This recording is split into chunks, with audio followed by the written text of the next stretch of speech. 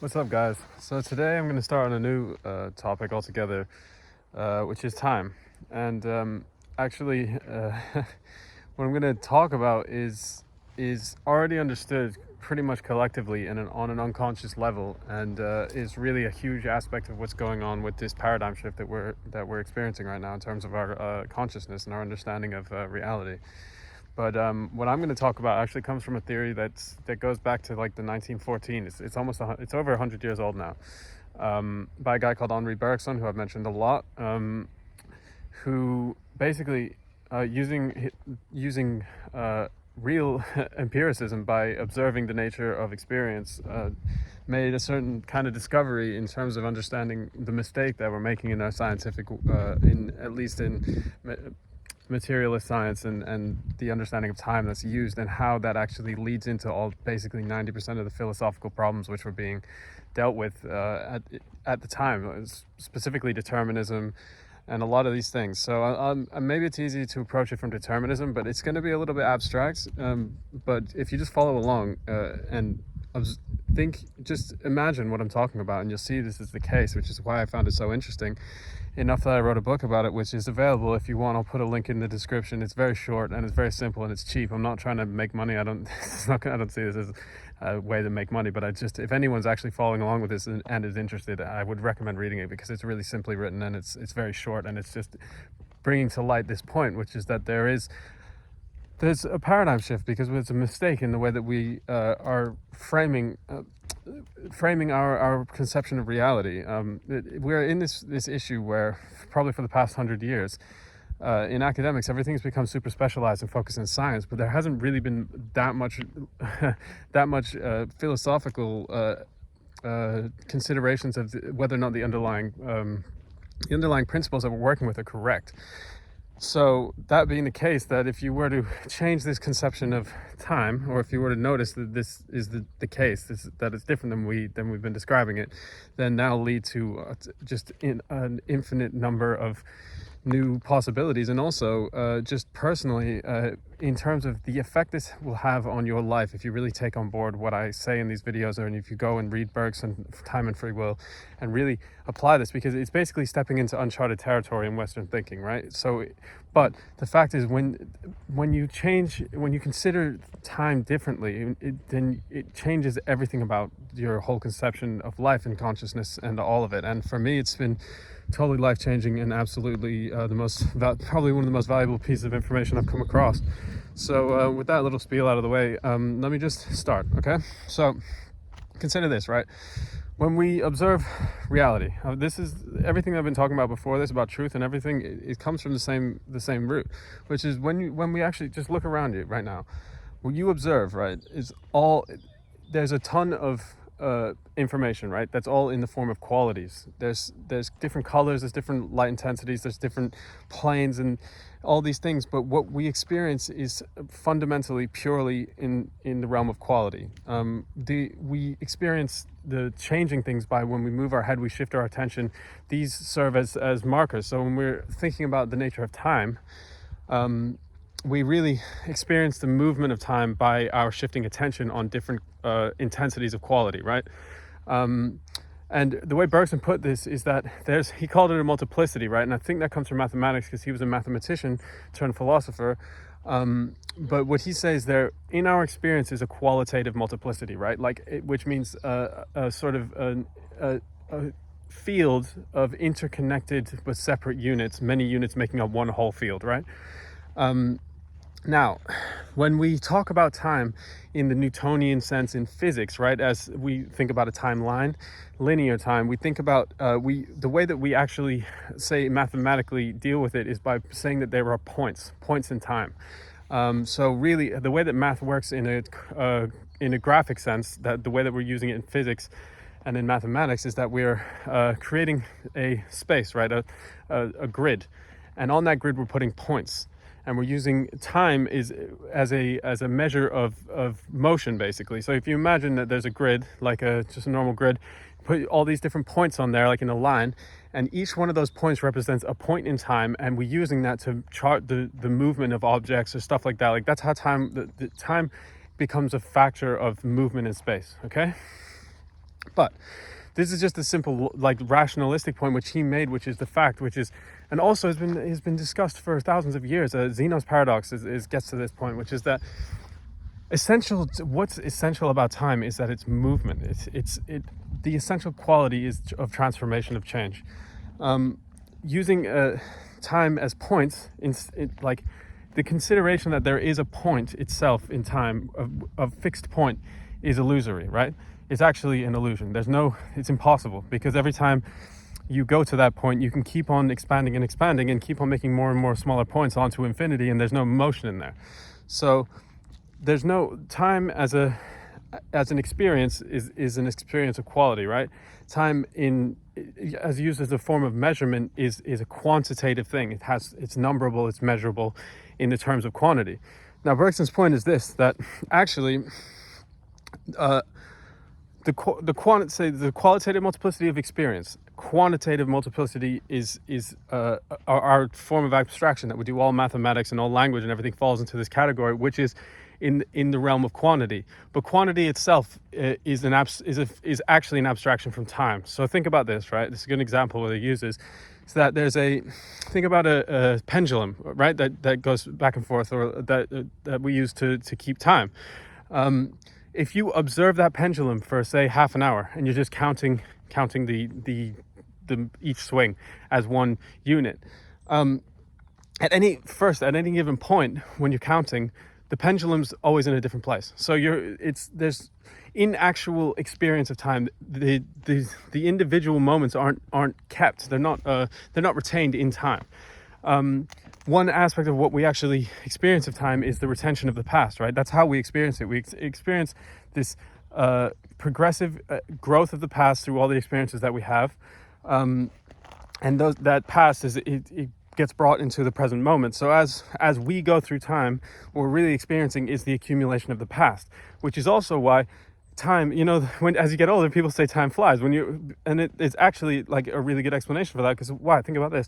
When you're 1 year old, 1 year is the extent of your whole lifetime. Your whole time field, all of your experience of time is just 1 year. So the year from 1 to 2 is an extraordinary length of time. When you're 30 years old, each year is only a 30th of the expanse of your life. So it's a much shorter relative to your whole concept of time. So that's an explanation of how we actually experience in time, and really what it is. To consciousness, time is the accumulation of effects that we're retaining them in our memory and in our consciousness, and that's building our understanding of time passing, right? Now back to the metronome. Okay, so if you're sitting and counting each one at each given present moment, the metronome's the actual ticker is always in a different place. But if you watch 1,000 of them go by, those 1,000 aren't there in the moment where you've already counted 1,000. What you actually know is that if you think back over the 1,000 ticks, right, of the metronome that you've counted, what you've retained is the number of ticks that you've actually counted, but also the way that you know that space of time is a qualitative thing, right? Think about a day, or even think about this, like a song. It's really interesting how he does also the example of a song. When you listen to a song, right, you listen to the whole thing all the way across, or all the way through, you get an impression of that song in your mind afterwards as a feeling. It has a qualitative impression on ourselves. And I thought it was also really interesting, I heard the other day that if there's 3 keys that if you play them on a piano one way, it's a major tone, and it's like a really nice thing, and it brings happiness. If you reverse the order that you play those keys to make that chord, it becomes a minor key, a minor tone that has a different qualitative aspect. This is much how we experience time, right? Time is a qualitative experience. And literally, logically speaking, the idea of time in number is actually illusory, and it's the using numbers to represent time is actually a category mistake, because quantity is space and quantity are aligned. You can use quantity is a product of space, and quality is an aspect of time, right? So that's the basic underlying argument that he's making. And what I worked on in the book that I wrote, what I realized is that, or it's not, none of this is my discovery. It's just something that I saw that I'm like, this is crazy. Like, this is absolutely insane. I can't believe this is not being talked about. Which is that actually, right now, this is vindicated. This is being shown through the use of computing, because the really interesting thing, and I'll leave this as the main point of this one talk, right, is we have you hear a lot of people say time is nonlinear, but I want to actually get across what that means, because I'm not sure if when people say that they actually know what I don't know if they have this conception of how time really is nonlinear, but I'm going to say it right now because this is the case. There's a guy called Stephen Wolfram he's a computer scientist, and he worked on things called cellular automata, right? It's a form of nonlinear functions. Basically, they're just computers, and they do nonlinear functions. A nonlinear function means this, that okay, it's like Fibonacci numbers, right? Is a non-linear sequence of numbers. What that means is that there's steps to the equation, right? Each step of the equation, you reinsert the results from the last step. What that means is that at any point, you can't go from A and then calculate what the solution is at 11 iterations, because you need to do all the calculations beforehand to get to all the answers that you need to get to the end, right? Which means it's an unpredictable sequence. It's not, whereas like a normal sequence, a normal equation would be just add 1. So from point A to point Z, you could say that you could calculate point Z by knowing how many steps, and you just add 1 each time, and you can jump the queue basically and get the answer. Now, there's two parts to this. So Stephen Wolfram, using cellular automata, was using these things which need to be done by computer, right? Like with the Fibonacci sequence and nonlinear equations in general, they need to be done by computer to get a large amount of data, because the amount of time it would take to do all the calculations for an individual human being. He was trying all these different additional rules, and what he found is there's a certain rule. And if to him it was a discovery, and he was kind of like ousted by his crew at the universities because they couldn't deal with what he was saying. But what he discovered is that there was a certain rule that he put in here, that from one rule put into the cellular automata thing, and they, through the creation of their programs, they create an image, right? But what he discovered is that with one rule there could be an infinite and unrepeatable and impossible to predict number of iterations from one simple rule, right? And again, think about this, okay? So time, as we assume, using the normal linear model that comes from, I don't know where it comes from, like Newtonian physics and stuff, basically creates the illusion that there is that the future is already given. Because if you look in a spatial, if you put time in a spatial grid, then the timeline goes on forever. It's just the future is already given, just like the past. It's symmetrical. So the future and the past are both given in the present, is what that model of time leads us to believe by just interacting with the way that we've abstractly formulated it, right? But if you observe time in the real experience of it, the qualitative experience, what you see is that the future is not given.